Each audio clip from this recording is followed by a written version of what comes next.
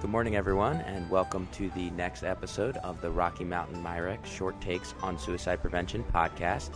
I'm here with Jackie Bangford, and we are going to talk a little bit about her experiences as a freelance writer and veteran who has transitioned out of the military. So welcome, Jackie. Thank you for having me. Great. So glad to have you here, here in D.C., in your hometown. Tell us a little bit about yourself. So I am a freelance writer and a poet. I have been living in D.C. since 2012, originally from North Dakota, and I'm a U.S. Navy veteran. Sorry, not your hometown, but where you currently live. My current town, yes. Great. And what branches of the military did you serve in again? I was in the Navy. I was a surface warfare officer. We are here just re-recording a brief section with Jackie. So, Jackie, tell us about your career in the Navy.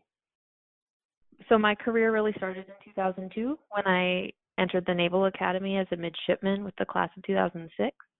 I graduated with a Bachelor of Science in English. It's one of the few places where you can get a Bachelor of Science in English. So I did a lot of math and science on top of reading a lot of novels.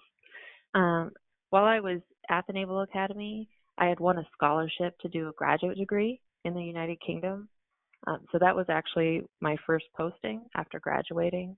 I went over to Oxford University and I did a master's in social anthropology. When I had left, it seemed like the DoD was really interested in getting anthropologists on board. We were in the middle of two wars, and and I had this sort of idea, like, I'm going to fix the war, like bring peace. That didn't happen. When I got back, they said, you're behind your career path. We need to get you straight to a ship. So I went to my first ship. It was a DDG in Everett, Washington. And for most of the time there, I was the first lieutenant. I was then later the assistant chief engineer, and I also served as the ship's legal officer. I had joined that ship on deployment in Australia. And by the end of my time on that ship, I was once again on deployment off the Horn of Africa. So in a bid to get me 6 months on shore before my next ship was set to deploy, my executive officer arranged for me to transfer while we were actually at sea off the coast of Africa. So I got on a helicopter to a supply ship. I took the supply ship into Djibouti and spent a few days living in Djibouti until I could get a flight to Ethiopia, and then from there to Rome, and then to Philadelphia, and then back to Seattle, so I could check out and transfer across the country to my next ship, which was based in Norfolk. Ultimately, that ship ended up deploying 3 months early, so I didn't really get that 6 months in between, and that ship stayed out for 322 days, which is very long for a deployment. At that point, I had contacted my detailer to try to figure out what my next step was after the LHD that I was on. And he said basically, either you can go immediately to department head school because you're still behind in your career path, and there's like a year point, like 7.5 years that you have until you have to be at department head school. So rather than going to shore, which would be the usual rotation, it would be department head school and straight back out on another ship. Or you can get out, which made the decision sort of easy. So after that ship pulled in from deployment, pretty much I walked off the ship and into civilian life. Sure. So lots of experiences out there, and I wanted to hear a little bit more about the process of coming home and what that experience was like for you. So that was it was tough. Like I said, we pulled in. I went on a 4-day Liberty. I came back to get my things off the ship at the end of the long weekend, and then went over to the office where they process your paperwork and made a photocopy of my voluminous medical record, and then was basically sent off to go on my terminal leave. So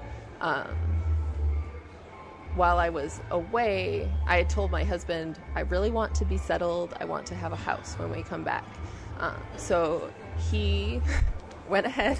I gave him power of attorney, and I signed a lot of papers and faxed them back from when we were in Fifth Fleet at the time, which is the Middle East, North Africa, basically, or Middle East and Horn of Africa.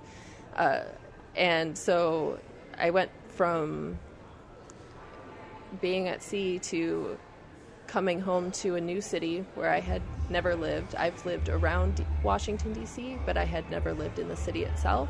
Okay. And a new neighborhood, a brand new house that we had purchased while I was away, a new neighborhood where I knew nobody, and this decision that I was going to freelance as a writer with very little experience. As a writer, I had, luckily, I had a cache of press releases that I had written while I was on my first ship, so I had at least the seed of some sort of resume, but no connections and no contacts that would lead to any sort of work, which now, when I look back at it, I'm like, what was I thinking? Because I was deployed, a lot of the transition resources that are in place weren't really available, because usually if you're getting ready to leave a ship or to leave the Navy, there's a whole several week class where they help you with your resume and they teach you how to dress for work situations, because you've been in uniform probably since you left high school. You have no idea what's appropriate work attire or anything like that. Sure. They make sure that you have a plan with concrete steps on how you're going to achieve what you're hoping to do in the next, say, 6 months. I didn't do any of that, and I kind of thought, I don't need any of that, because I probably could have stuck around and used some of my leave and gone to one of those classes, and I did not do that. So it was the first year, I would say, was fairly tough, on top of which my husband and I, now that I was out of the Navy, I was just a reservist, and an inactive reservist at that, we decided this is the perfect time to start a family. So on top of everything else, I was also pregnant with my first child. Wow. So I just remember I spent a lot of time with my dog. My husband was at work, and the dog and I would hang out, and I would try to figure out how to become a freelance writer, sitting with my dog in this house, in this neighborhood, in a city that I did not know anyone. So that first year was rough. Yeah, I'm just imagining, you were on a ship with thousands of people, and now you're in D.C. sort of relatively on your own. Yeah, and I had only ever made friends as an adult through work, through the Navy, and I had really lovely, wonderful friends on my last ship, especially. Well, on my first ship, to be honest, too. I had a lot of wonderful friends, and I had no idea initially how to replicate that with no work and I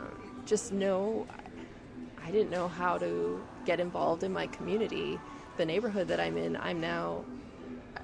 when I have friends that come visit that were in the Navy and we walk 5 blocks to go to a restaurant, and I see 6 or 7 people I know on my way to the restaurant, and they're just kind of like, oh, how did you meet all these people? And I was like, well, let me tell you, it was a long process to figure out how to meet all these people. And honestly, one of the things that helped a lot, besides getting involved in the arts community in DC, which is very strong, was having a kid. Because when you have a kid, suddenly people will come up and talk to you. And so my kids broke a lot of ice for me, which was helpful. But not always, you shouldn't just have a kid and then everything will work out great. Of course. I don't recommend that as the process. Yeah. But so that's really interesting to hear that. It sounds like the art community helped you in this transition. Could you talk a little bit more about what that looked like? Well, initially, I did end up in that first year. I was able to somebody who worked with my husband had done a little bit of freelance writing on the side, and she connected me with an editor. And I started doing a few articles for the Daily Record, which is a newspaper up in Baltimore. And when that editor left for another organization, and she actually moved to DC, she asked me, can you write technical stuff? Can you write about technology? And I was, sure, my resume says, okay, she has an English degree and a social anthropology degree, which doesn't scream technology. But I did have a Bachelor of Science in English. So I had taken chemistry and EE, electrical engineering, all of these things. And then I had done a lot of engineering. So I was pretty confident. Yes, absolutely, I can write technology writing. So that kind of gave me, I think, some bravery to start calling myself a writer and being a little more comfortable claiming that, because I was actually writing things and I wasn't just thinking, oh, it would be so great to write things. I had done some fiction writing, started that while I was still serving, but I didn't have a good sense of what to do with that. After probably another year or so, I got connected into a large group of women writers here in DC, and that was really how I first got into the DC art scene, which is, I feel like people don't understand how many artists, writers, dancers, visual art, like painters, live in DC. DC is thought of as this government town with everybody's in suits and it's very staid. That's not the DC that I know or am a part of at all. And in the process of getting involved in the art scene, I also found Armed Services Arts Partnership, which is an organization here in DC that provides free arts programming for veterans, active duty military, reservists, military caregivers, and family members. So I've met people who work for the VA that are in these classes alongside veterans, alongside people who are working at the Pentagon, alongside spouses or children of veterans. And so between those two sort of groups of artists, I started to find my way into opportunities to do readings around the area, to workshop my work, because it's very hard to know if you're doing something right in complete isolation. Mm-hmm. You really need to have some people that you can trust that will read your things and say, this part is strong, I'm not sure what you meant here, I'm not sure how to fix this, but this part's working, this part's not. All of those sorts of opportunities to see great writers come and speak about their work, all of those things, I didn't know how to access that stuff when I first arrived here. But having other people who were already in these communities that could help to guide me and tell me about opportunities. DC has the highest per capita funding for artists of, I think, any state or territory in the U.S. And that's provided through the DC Commission on the Arts and Humanities. I didn't know about that for years. Once I started applying, I was able to get funding as a poet.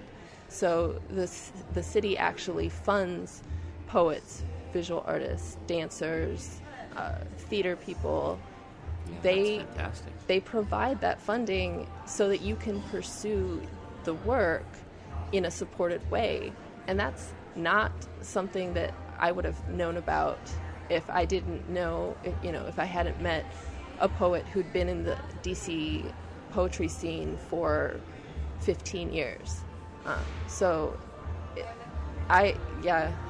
It's hard to overstate how important finding community was to sort of finding my place outside of the military. So that's really helpful to hear about how getting connected to the DC scene really inspired you to get into writing and especially some of your poetry. So tell us a little bit about your work and how it connected or became connected to your veteran experiences. Sure. Initially, when I was still in the service and I was taking a few online workshops and things, I was really focused on fiction. And I saw myself as a fiction writer primarily. And that's what I worked on for a long time when I got out, and I was doing sort of this writing articles to help pay the bills, and then on the side I was focusing on my creative work, and I was writing things I was making up. And I had no intention of writing as a veteran. I did not see that as my path.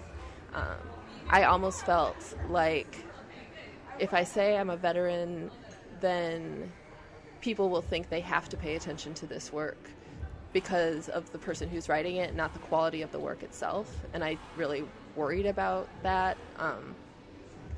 And so I was focused on writing these short fiction pieces and sending them out.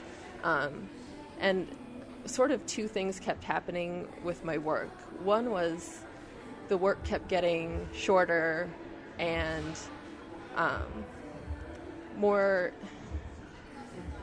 pushing more toward poetry. I wrote a lot of flash fiction. Flash fiction is very short fiction, but the line sometimes between what's flash fiction and what's a prose poem, which is just a poem without line breaks, is kind of really subjective. So I kept writing things that were more in the realm of prose poetry. And then one day I was like, I can write line breaks into this and control more how the reader works through it. And I was like, I guess maybe I'm writing a poem here. And the other thing that kept coming up was aspects of my military service, which I hadn't intended to write about. But I would go to a workshop at one of our Smithsonian museums.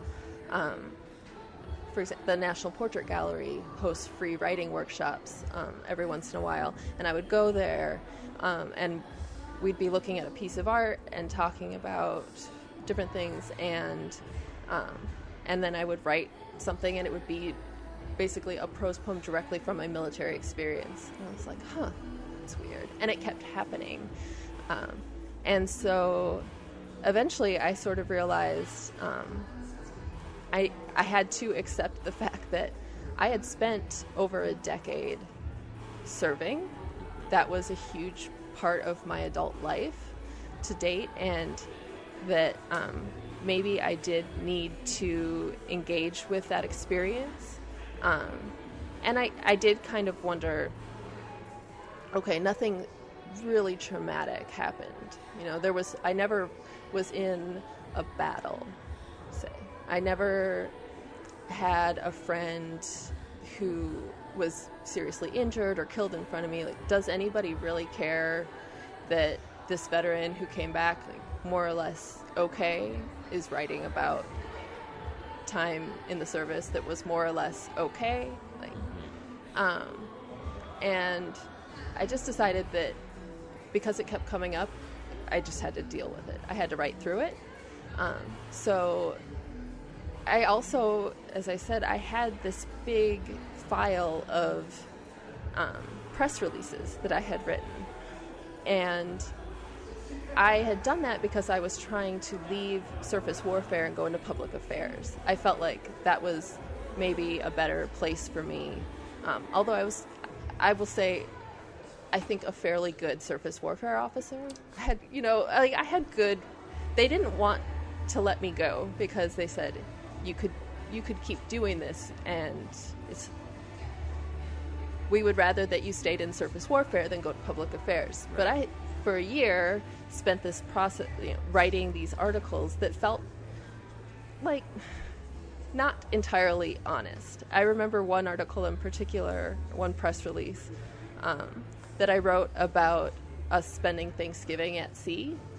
And I got all of these quotes from people, and people know what kind of quotes you're looking for when you go to them and you're like, how do you feel I'm writing an article for Navy.mil. How do you feel about being at sea for Thanksgiving? And they'll give you this very motivated answer, but the honest truth of it was that no one was happy about spending Thanksgiving at sea, fighting pirates. I remember two of my friends, two junior officers, that had decided to run a marathon on the ship's treadmill because they just wanted to something to distract them for the day, which people were not happy about because other people wanted to use that treadmill. We had one or two treadmills. So part of the work that I've done was I took all 16 of those press releases and I took a big black marker and I did the military's favorite thing. I did redaction on these articles, except instead of trying to make them safe for public consumption, not classified, which they never were. They were publicly available. I was trying to find little poems inside of the press releases. And that project actually became my first chapbook of poetry, Navy News Service, and that came out in the summer of 2018. And so that was that felt like a reclamation of this work that I had done that had not led to what I had hoped it would. But I got something, I think, in the long run, even better out of it. So I have to kind of credit those press releases and that urge to become a public affairs officer. Actually, while I did not get to do that, and I still think that would have been a sort of fabulous career in the Navy, it got me my start as a freelancer, and it got me this first chapbook that I've been able to put out. So I am still hoping to write a full-length collection of poetry and prose about my service. I don't really want to write a memoir, but I think I would like to put together this work. I've been a little stalled out. I found the diaries that I kept while I was on my first ship, and I hadn't remembered having them or keeping them. When I read through them, I was sort of horrified by how miserable I apparently was, and that my brain had sort of closed down those memories. I did not remember. I remembered it being hard but manageable. When I read back through things I had written, there was not really anything interesting, like, oh, we did this interesting operation today, oh, we accomplished this. There was not a lot of positive. It was just pages and pages of woe is me and what have I gotten myself into, and there's no escape. And it was very painful for me to realize how unhappy I had been, and also to realize that if I hadn't kept those notebooks, I might have written something fundamentally dishonest about my service. So working on a way to incorporate some of that into the manuscript to make it sort of a fuller picture of what was actually going on with me at that time. But it was a surprise, and I knew intellectually that I was unhappy that first year and a half or so on my first ship, but I had forgotten what that felt like emotionally. So, which is amazing. Brains are amazing. Yeah, it sounds like writing has helped you process through that so much. And I read your the book about taking the redactions from your public affairs, and I thought it was so creative. I thought it was so cool. Thank you. And also help force your eye to read it in a certain way, visually and spatially, with the way that some of the words came through and the rest were blacked out. And I just thought that was a really cool way to apply your writing from in the service and then expanding on it. Yeah. And it was fun for me because I got to design the cover as well, and I was known on my second ship as sort of the officer who doodles, because I'd sit in a lot of meetings. I was basically the ship's scheduler, so I was managing schedule for all these people and making sure that everything got its own space that needed space, and that we got the training that we needed and things. I was called CICO, CIC officer, Combat Information Center officer, but everybody just calls you CICO, and you're in charge of the calendar, which I don't know how they figured that out, but so every day I'd have to sit in this meeting with people and work out the schedule, and I had all of these doodles and drawings, and I would keep them, and so then when I had to design my own cover, I was like, I have a little bit of drawing skills. I'm not a brilliant drawer, but I can doodle something for the cover, so I got to do the cover as well, which was fun. Very cool. You touched a little bit as you were talking about how, you had, I guess, a relatively normal you weren't sort of in combat, and I was wondering, what is that, how did you take that from that, or what did you take from that in terms of what it means to be a veteran? Yeah, I was really uncomfortable myself sort of claiming veteran status for a long time, and I think it goes to a couple of things. Women often aren't seen as veterans even if they served, and my grandmother served in World War II. She was a Marine, so I know, and I actually thought for years that the Marine Corps' motto was "a few good men," because it was the women's branch of the service, because my mom's cousin and my grandmother had been Marines, and they were women, and I thought it was a few good men, like the men that were good enough to hang with the women. Mm-hmm. The reality is very different, and I got out of the Naval Academy, and I went through this time, and then people see you so differently when you get out. I remember going to, I will say, an unnamed library here in D.C., and I was like, I'm going to go do research and write a story about pirates, because that's something I know about, but I want to do more research. And I went to this unnamed library and explained that I was a fiction writer and I wanted to do some research. And I was just wearing like jeans, and I was just treated really dismissively.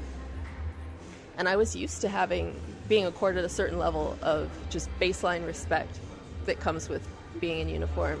I've never gone back there. Uh-huh. This is not the DC public library system. I love them somewhere else. But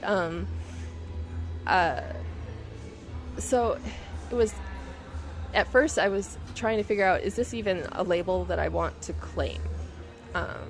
And I don't bear any physical scars from my time. Obviously, I was unhappy. Sure. Very unhappy at times, but never. I never sort of. We never had that grand naval engagement. We never had something truly traumatic, and I was lucky. Nothing happened that defined my service through trauma. But I've come to claim it because I am proud of my service. I'm glad, in retrospect, that I went through what I did, and that I got that experience, that I met the people I did who I would not have otherwise met. I met my husband, I met my best friends, all through my time in the Navy. I don't know how my life would have been. So I only applied to 2 schools. I had no idea. Most people that from my small town go to North Dakota has excellent public universities, and they don't want to leave home, and and I get it. And you go to the universities that are right there in the state. And I knew that I wanted to go somewhere else. Sorry, Mom and Dad. I wanted to go somewhere else, but I didn't have a lot of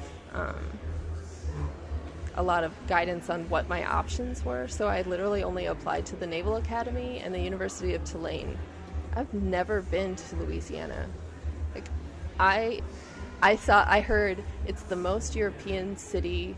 New Orleans is the most European city in America, and I was like, it was like good enough for me.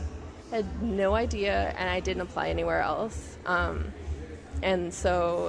I thought, if I get into the Naval Academy, that's a sign, and I'll go. This is not a way that you should plan your life. Like, just let the winds of fate decide what's going to happen. It worked out, but I don't know. I totally lost my train of thought now. No, I could just see how all these different things come together to change the direction of your life, and it sounds like in some ways your military service is still this experience that you're unfolding, and you're still working and writing through some of that. Yeah, I think even just a lot of the markers, you'll see my dad's a naval veteran as well. He spent 4 years as an aviation bosun's mate, and he wears the dark blue ball cap, that a lot of veterans, especially I think Vietnam era veterans, wear. And it doesn't bother me that he wears it. I just cannot imagine like wearing this hat that says whatever on it.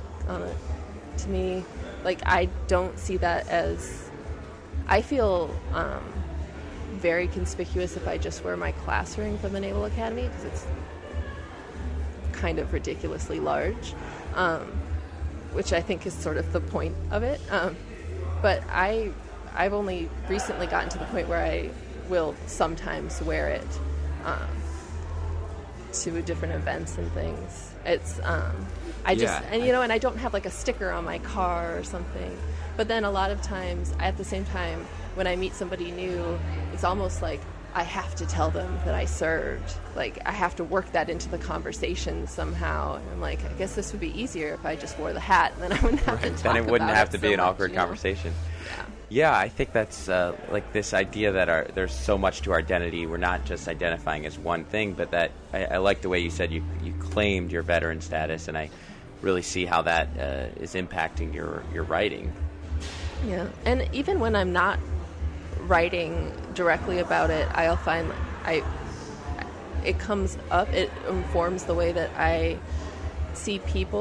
Or I wrote one story where I gave a bunch of my experiences in the Navy I was writing, it was sort of a science fiction story. I was writing about this astronaut who's lost in space, and I gave him a lot of my experiences. And I'm like, why am I giving this guy all my experiences? Like, that's not right.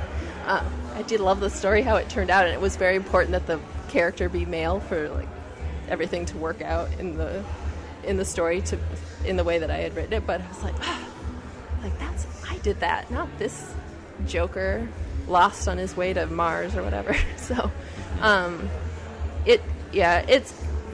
don't think that I'll ever be able to get away from it completely, because it was a huge part of my life, and I've had to accept that it's part of me, and it's always going to be a part of my art, even if and it'll probably take less of the forefront as I write my way through it, so that it's not constantly in the background. But also, I'm on my next decade, and I'm getting new experiences that have nothing to do with the military, and friends that do not have a military background. So I'm building up new experiences now that will hopefully allow me to have another view of human nature, another set of characters to draw on, and new experiences to write about. That's exciting. And to folks who may not have understood the military experience or that transition, is there a message or something you'd really like to share to make sure that how can people get a window into this experience? If you're in Washington, D.C., one thing that I think is a great sort of chance for people, and there's other organizations doing this, but again, Armed Services Arts Partnership create so many opportunities for veterans to perform. And creative writing is actually only one small part of what they do. A lot of their program is focused around storytelling on stage, like live storytelling, sort of like the Moth, and stand-up comedy and improv comedy. So if you want to hear, if you're ever nervous about talking to a combat veteran who has maybe gotten a physical injury or is suffering from PTSD and you feel like, I don't know how to talk to this person, well, you can go to one of the many comedy shows that ASAP has set up around DC, and you can hear somebody make jokes about their experiences, which is a great icebreaker. You know, you talk to people who have made the transition, who are willing and able and up on the stage sharing their stories. Those are great places to start, like great people to start with, because they're ready to talk about it. They're even, you know, and it seems like people are really quick to come and say, like, thank you for your service, and it's like really somber, and you're like, I never want to say you're welcome. That seems like you're welcome for my service. No, like, so I'm always usually like, oh yeah, thank you.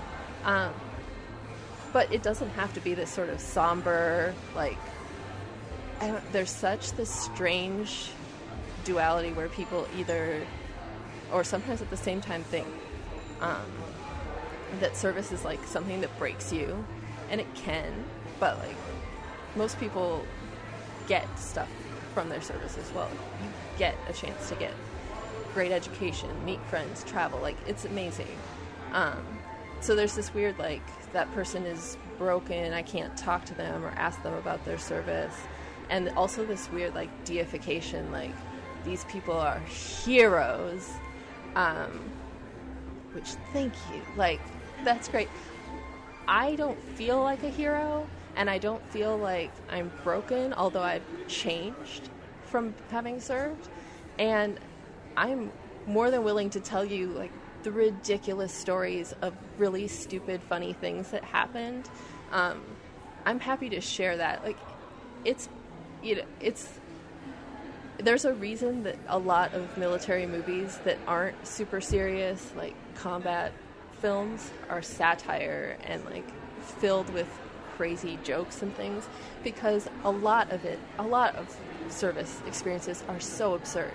There's just, whenever you have that much bureaucracy and people in strange circumstances and all that pressure, like, it's, a lot of people have funny stories to tell.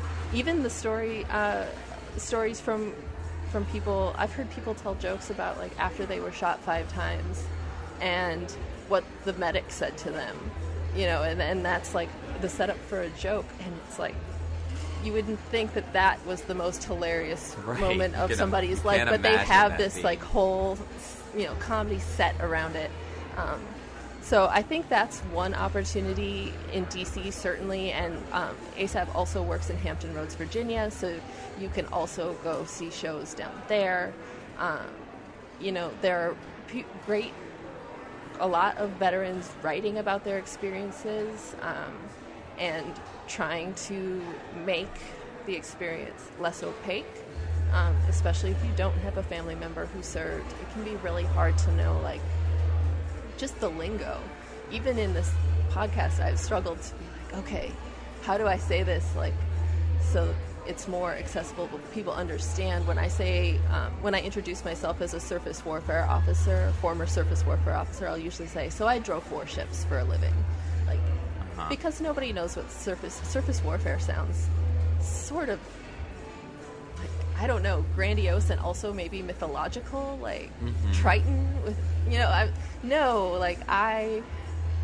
and then I'll be like, and so when I say I drove warships, I actually like told somebody else what to say to somebody else so that they could steer, because there's like 3 people who are, and then a whole separate person to control the engine sometimes, depending. It's like, so trying to I know I really want to break down some of those barriers, but I can't I'm not going to like come up to you and pound you over the head to like tell you what I did, but I want to talk about it and I want to share, and I think most veterans are happy to share, and it's not, we don't have this sort of like demigod view of ourselves. It's an important job, and it's a noble profession, but at the end of the day, it's also a job. A lot of people join because it's a good way to pay for college. It's steady employment, and I think that sort of the like deification of veterans is a problem because it puts up even more barriers to understanding. So I think, if you have a question, ask. Most people that go into the military have a fairly thick skin. If you ask a question they don't want to answer, they'll say, I don't want to answer that. I'm not, you could be a little sensitive, but like, people are going to be willing to talk. So I think not being afraid to ask is would be a huge thing, and not just saying thank you for your service and that be the end of the conversation. Like, what are you thanking them for? Think about like, what is service? The military is huge, and we have whole different branches that are completely different culturally. Even the difference between submariners and surface warfare officers in the Navy and nuclear surface warfare officers. Those are huge differences. They change your career path. They change your outlook. It changes who you work with. Like, it's you can delve into that a little bit more than just saying, if you want to know more, like, you don't have to stop with just sort of a platitude. You can definitely ask questions or just, tell me more. Like, what would you like to know? Such great insights. Yeah, thanks for sharing that and for sharing your perspective here with us today, Jackie. It's really been eye-opening, and like you said, these stories are out there. Just come to ASAP or look online, find this writing, and I think it helps break down, like you said, this mystique, this opacity to what it is like to serve in the military and how those experiences shape your life. And so I just, again, want to thank you for being here with us today. Thank you so much for having me. It's been fun to talk. Cool. All right. Well, that's going to wind it down for today. We really appreciate you all for joining us, and we're going to link to some of Jackie's work so you can take a closer look and read through it, some of it yourself. We of course invite any comments or questions or feedback about anything we've talked about today. And until next time, join us for more podcasts on important work in veterans and suicide prevention and resilience and living and well-being.